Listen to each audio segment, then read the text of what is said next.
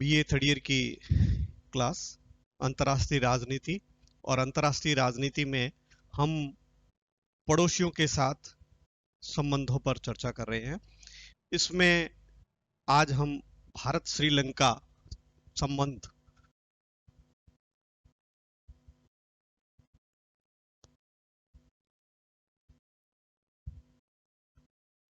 इस पर चर्चा करेंगे। दो देश लगभग एक समय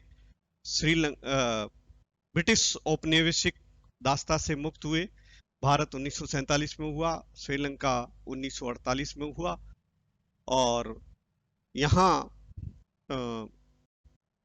जब ये आज़ाद हुआ तो आज़ादी के बाद वही भारत की समस्याएं थी, वैसी की वैसी लगभग इस श्रीलंका की समस्याएं रही। और श्रीलंका भी उस समय कई समस्याओं से जूझ रहा था। और भारत के तात्कालिक प्रधानमंत्री नेहरू अपने पड़ोसियों से अच्छे संबंध बनाए रखना चाहते थे, लेकिन चूंकि यह ब्रिटिश उपनिवेश था और ब्रिटिश उपनिवेश होने के कारण भारत से कई लोग प्रवासियों के रूप में वहां गए थे। कई भारतीय मूल के लोग थे और इन लोगों की जो भारत से काफी निकटता थी। और कई जब वह आजाद हुआ तो आजादी के बाद वहां जो समस्या उठी भारत और श्रीलंका के संबंधों में, वो पहली यही थी कि जो वहां के प्रवासी है वो आपके भारतीय प्रवासी है।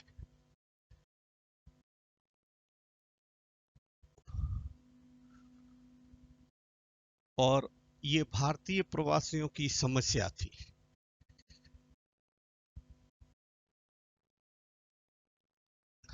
अब ये इसको बिना सॉल्व किए संबंध सुधर नहीं सकते थे, क्योंकि वहां पर जो जनसंख्या का दबाव था वो बढ़ रहा था। तो इसको लेकर वहां पर माना गया, जब स्वतंत्र हुए तब लगभग 10 लाख भारतीय प्रवासी वहां थे, जो भारतीय तमिलनाडु से गए थे। और ये ब्रिटेन, जो ब्रिटेन के उस समय के वहां पर जो चाय के बागान, रबड़ के बागान,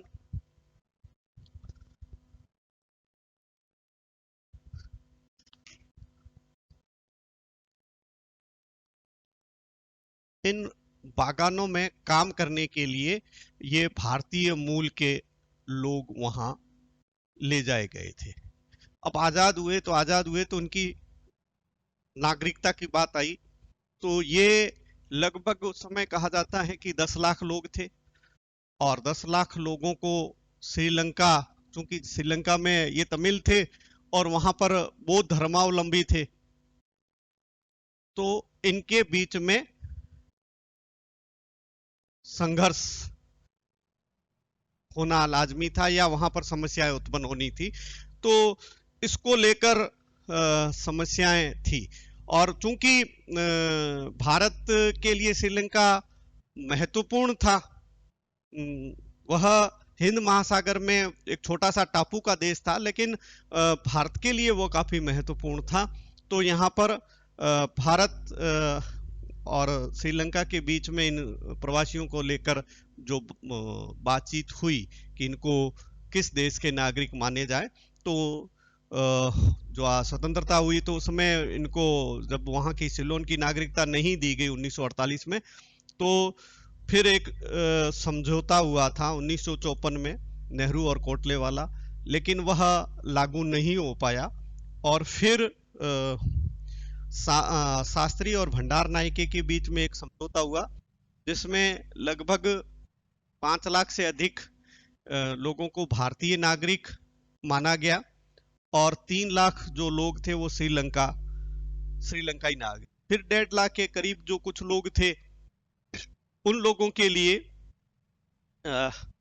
ये हुआ कि बाद में समझौता होगा और बाद में शास्त्री और जो भंडार नायके के बाद में फिर एक समझौता हुआ था, उसमें 75 हजार लोगों की इनको भारत और श्रीलंका के बीच में माना गया कि ये इनको, तो ये कुछ समस्याएं जो उस समय थी उसको सुलझाया गया था। फिर एक और जो इनके बीच में समस्या आई वो आपके कच्छ द्वीप का मसला आया। ये श्रीलंका और भारत के बीच में कुछ छोटा सा एक निर्जन टापू था और इसमें मतलब लोग नहीं बसते थे, एक तरह से निर्जन था। कुछ मछुआरे वहां पर मछली पकड़ने का व्यवसाय करते थे और भारत और श्रीलंका के बीच में इनके बात चली। भारत ने अपना दावा कर रहा था, श्रीलंका भी दावा कर रहा था, तो भारत ने बाद में छोटे से द्वीप के लिए थोड़ा उदार नीति अपनाई और इसको इस पर श्रीलंका की प्रभुसत्ता को स्वीकार कर लिया। यानी इस समस्या का भी अब जो तीसरी समस्या भारत और श्रीलंका के संबंधों के बीच में जो बड़ी समस्या आई थी वो आपके श्रीलंका की जातीय समस्या, वही जातीय समस्या। और ये जो तमिल वहां के थे वह जो आई वो सबसे बड़ी समस्या थी और 1982 से इस समस्या ने विकराल रूप धारण किया था। श्रीलंकाई जो जनसंख्या है उसमें 74% तो आपके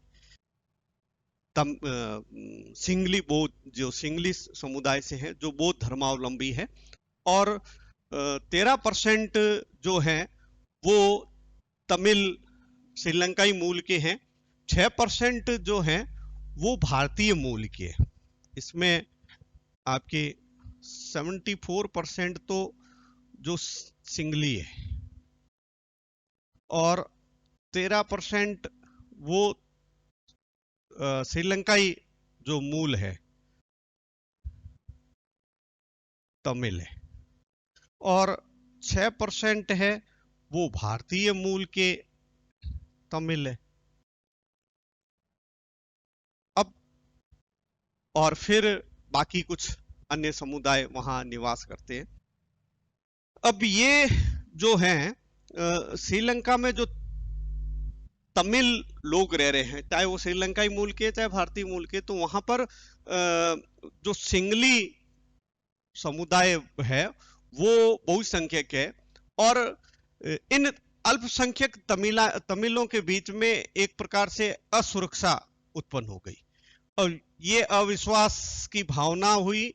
असुरक्षा और अविश्वास के कारण वहां पर दो समुदायों के बीच में संघर्ष की स्थिति आ गई और ये जो आशंकाएं थी वो बहुत बढ़ गई।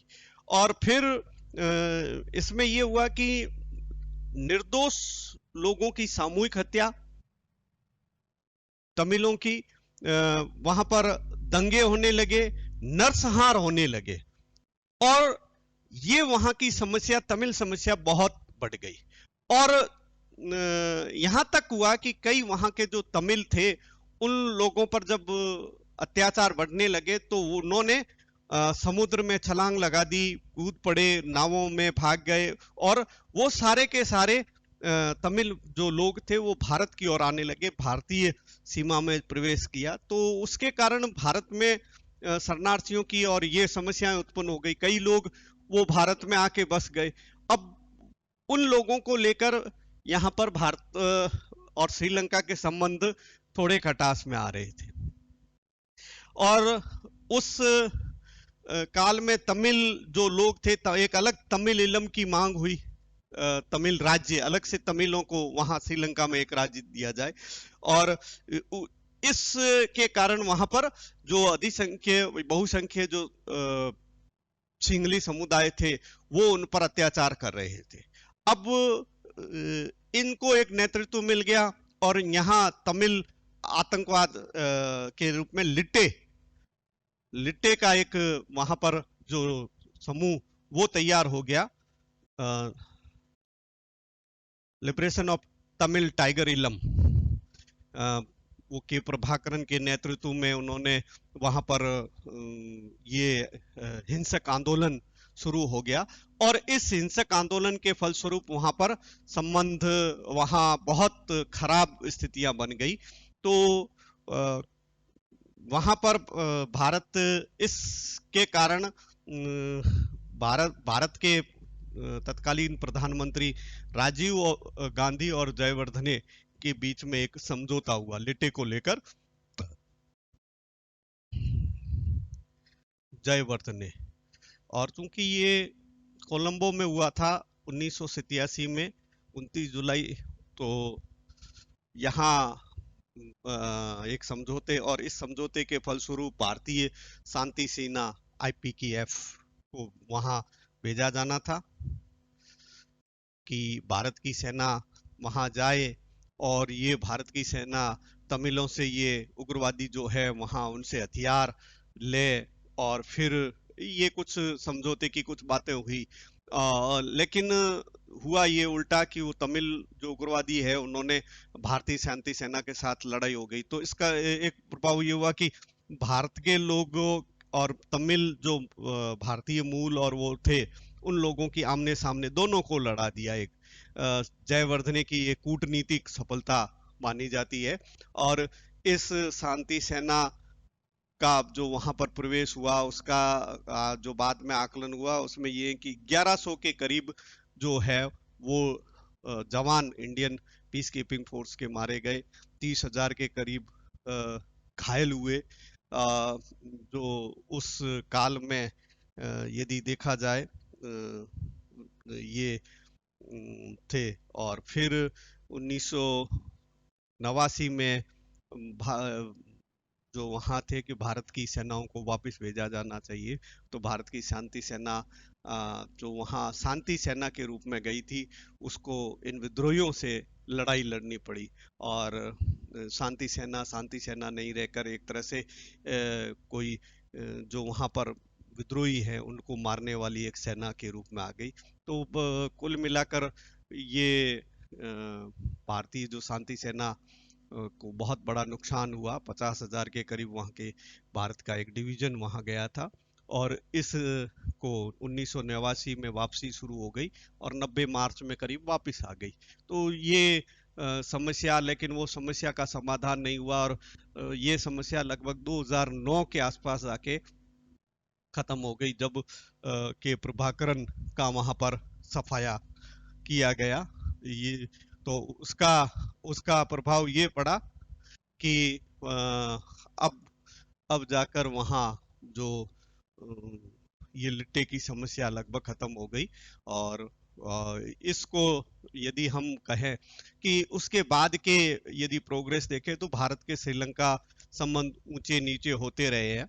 और सबसे बड़ी बात कि भारत श्रीलंका संबंधों में वर्तमान समय में देखें तो चीन का हस्तक्षेप श्रीलंका में बढ़ गया है। भारत को घेरने की नीति के फलस्वरूप चीन है वो भारत के चारों ओर घेराबंदी कर रहा है। पाकिस्तान को उसने घेर ही रखा है, इधर उसने श्रीलंका को भी अपने प्रभाव में ले लिया। और श्रीलंका यहाँ पर जब श्रीलंकाई को उसको देखे तो वह चीन द्वारा उसको हथियारों की सप्लाई, चाहे वो लिट्टे और जो उग्रवादियों के उस समय उसको दिया गया था, वो जो हथियारों की सप्लाई वगैरह की स्थितियां थी वो बहुत बड़ी थी, जहां पर उसको राडार दिए गए थे, जेट विमान दिए गए थे, विमान भेदी तोपें वगैरह दी गई थी। ये करीब 4 करोड़ से डॉलर से अधिक का वहां पर इनको दिया गया था, हथियारों का समझौता हुआ था। इसके अलावा चीन अपना बाजार ढूंढ रहा है, तो वो चीन बाजार के रूप में भी श्रीलंका का उपयोग कर रहा है। उसने वहां पर एक बंदरगाह के निर्माण के लिए भी वो सहयोग कर रहा है। और जो वहां का एक हम्मन टोटा बंदरगाह था, हम्मन टोटा, वो चीन को दे रखा है, और चीन इसका उपयोग वो अपने एक अड्डे के रूप में कर रहा है, नौसैनिक अड्डे के रूप में कर रहा है। वो बंदरगाह लीज को दिया गया, और चूंकि उसको इतनी सहायता, आर्थिक सहायता और दे दी कि अब वह चीन के इस ऋण के भार तले बढ़ गया है। जो वहां पर उसको दिया गया है, वह आपके कर्ज जो है, ये आपका लोन वह चुका नहीं पा रहा है, और इसके कारण वहां पर जो चीन के बिल्कुल प्रभाव में आ गया है। अब वहां की भारत और श्रीलंका के संबंधों में यदि हम देखें, तो श्रीलंका इस क्षेत्र में भारत से अब दूर होते हुए वो चीन के प्रभाव में आ रहा है। जबकि हिंद महासागर में श्रीलंका एक महत्वपूर्ण स्थान पर है। वहां से होकर जो भी जहाज गुजरते हैं, बंदरगाह है वहां, अपने यदि व्यापार और जो सुविधाएं हैं वो विकसित हुई है, तो उसका फायदा श्रीलंका को नहीं होकर अब वो चीन को हो रहा है। और सैनिक और उस क्षेत्र के रूप में भी देखा जाए, सामरिक महत्व को भी देखा जाए, तो भारत के लिए ये बहुत महत्वपूर्ण क्षेत्र है। लेकिन चीन की उपस्थिति के कारण भारत के लिए वह एक बड़ा खतरा अब हमारे सामने आ रहा है।